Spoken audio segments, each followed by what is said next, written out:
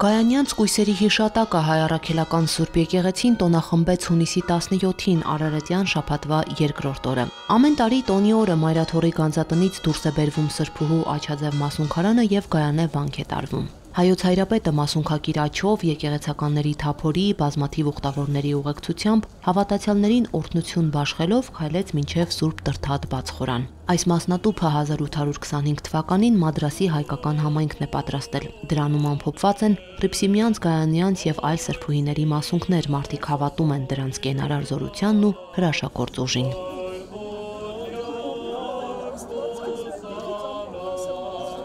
Այս օրերին Մայրաթոր Սուրբ Էջմիածնում են նաև աշխարհասփյուռ թեմերում ծառայող միաբանները, եկել են մասնակցելու միաբանական համագումարին։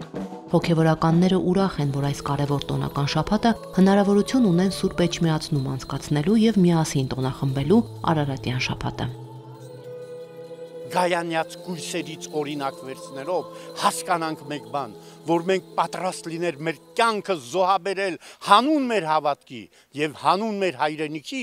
առանց որի չի կարող վաղը Հայաստան աշխարհ որպես այդպիսին գոյություն ունենալ քարտեզի վրա։ Եթե մենք սա գիտակցում ենք, այս օրը պիտի լինի ոչ միայն կույսին փառաբանելու օր, այլ այս օրը պիտի լինի 36 կույսերին երթում տալու, որ ինչպես դուք ձեր գաղափարի համար զոհաբերեցիք ձեր անձը, մենք էլ պատրաստ ենք այդ սրբազան գաղափարի եւ հանուն մեր հայրենիքի մեր անձը զոհաբերելու։ Այս է ինձ համար Գայանյաց տոնը, որ մեկտեղված ենք այստեղ նշելու։ Սուրբ Գայանե վանքում տոնական պատարագը Տեր Ներսես Աբեղա Հարությունյանը մատուցեց։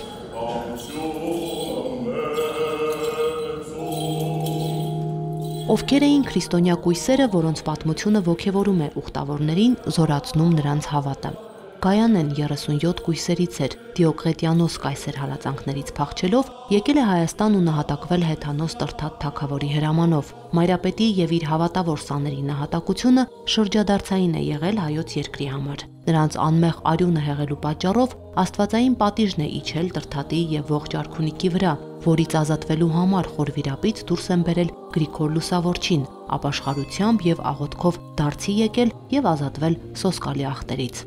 Մյուս կույսերի նման Սուրբ Գայանեի մարմինն էլ Գրիգոր Լուսավորիչն ամփոփել է տապանի մեջ եւ կնքել արքունի կնիքով։ Հետագայում Սրբուհու վկայարանի տեղում այս վանքն է կառուցվել։ Տարբեր մարզերից ժամանած ուխտավորներ իրենց օրն անցկացրեցին վանքում։ Ես Գայանեն եմ, եկել եմ Երևանից,